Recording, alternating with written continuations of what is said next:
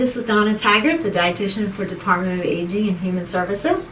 This month we're going to talk about nuts. Now I know everybody, I think knows that nuts are good for you, but are you really aware how good? So let me show you a handful of nuts. It's about, hopefully you can see that, cupped in my hand. This is about 1.5 ounces of nuts. It's about a quarter cup. This amount of nuts every day has actually been shown to decrease the risk of cardiovascular disease by 40 to 50%. That's significant.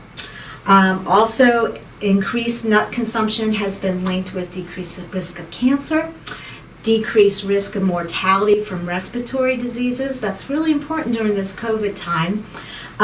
Decreased risk of diabetes and infections. So they're pretty important. Why? What is so important about these little nuts that cause all this great stuff? Well, first of all, they're loaded with antioxidants. The antioxidants protect us from damage from things, and a lot of anti-inflammatory compounds, which again, that's the big buzzword, inflammation. So if your body's inflamed inside, it's not good for you.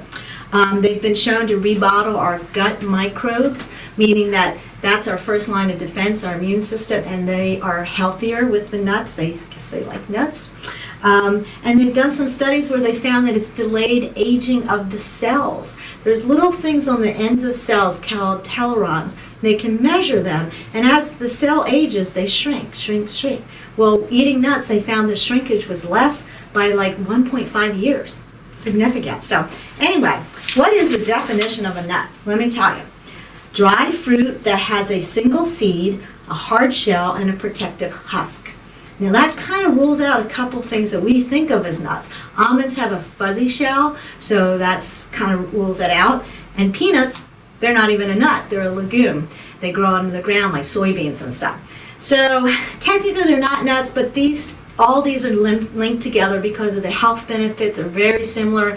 They can be used in culinary and stuff like that. So for today, we're going to call a peanut a nut, and an almond is a nut too. All right, so I think a lot of people know there's a lot of research about walnuts. Let me show you some of these nuts as I pull them out of here. Where is a walnut? Here we go. Walnuts contain a plant-based form of omega-3s that fatty fishes have. It's called ALA, and so it's very good for your heart. A lot of people know about almonds, vitamin E, so again, protective for your heart. A lot of studies of those particular nuts, but I'm going to tell you about some of the nuts that maybe you don't know as much about, because people are always asking me, what's the nut I should eat? Well, you'll see. In the end, you're probably going to say, well, I got to eat them all. Here is a little round one that's called a hazelnut. Actually, consumption in the United States of hazelnuts are very low. I think these are in those Rocher chocolates, so that's a good thing. But the consumption in the United States of just plain old hazelnuts is low. But believe it or not, this little nut has more vitamin E than the almonds do. So it's actually very good. It's got a lot of other things in it too. Pecans, or pecans, depending where you are from in the country. They have good source of vitamin E, B vitamins, fiber, lutein, which is good for your eyes. But you know what pecans have? ECGC. I'm not going to tell you what that stands for, but if you're into green tea, that's what people associate with green tea, ECGC, which is very, very healthy, associated with metabolism, keeping your weight under control, all from little pecans.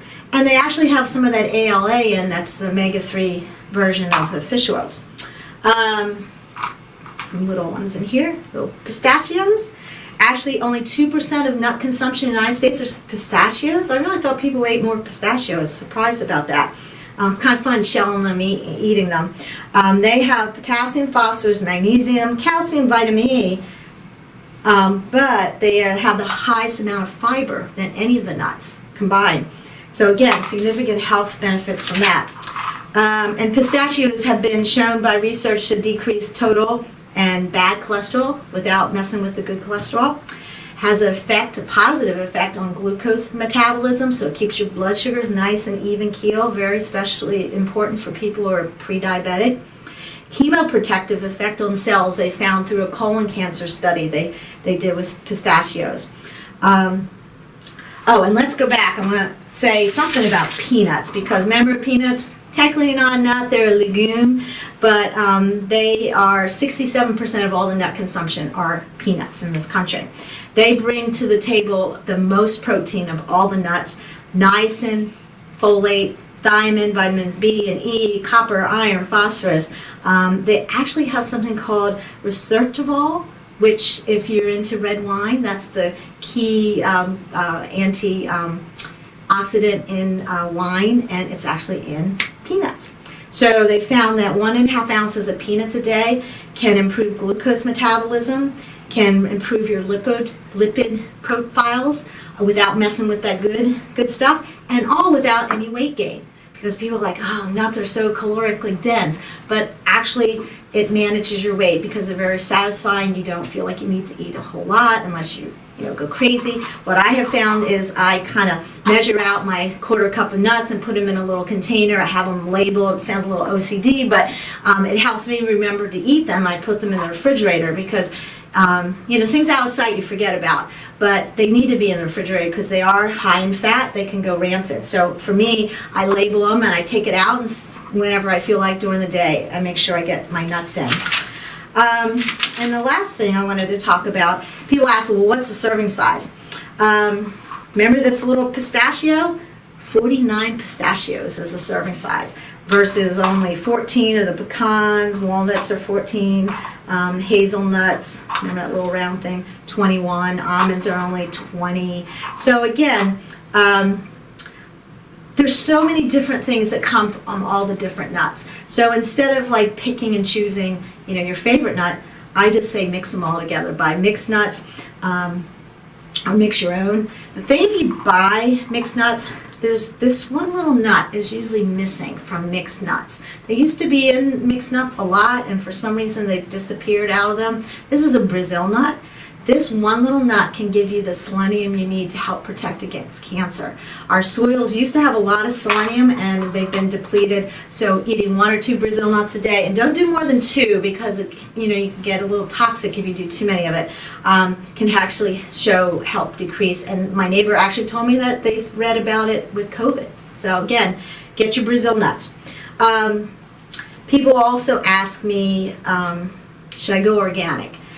So, I've thought about it, and most of these are in very hard shells, protective things, so when they're spraying the trees for pesticides and stuff, they don't really penetrate the shells too much.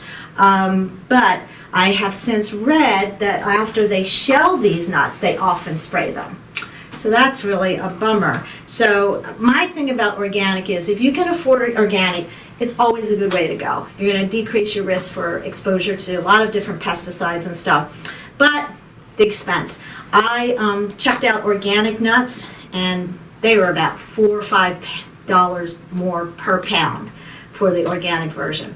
So I did some more research, and the most polluted, I guess you could say, pesticide is the walnut. They have a lot of pests that go after them when they're growing, and so there's a lot of spraying with these walnuts. So I would say if you can't do all organic nuts, then go with organic walnuts, and you should be okay with the rest of them. There's a lot of good sources in our county.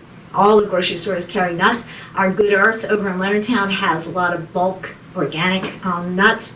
You can go online. These will all be posted at the end. Nuts.com, Nutsstop.com, ohnuts.com, and then there's a Thrive Market that you can buy organic stuff on too, and that's online.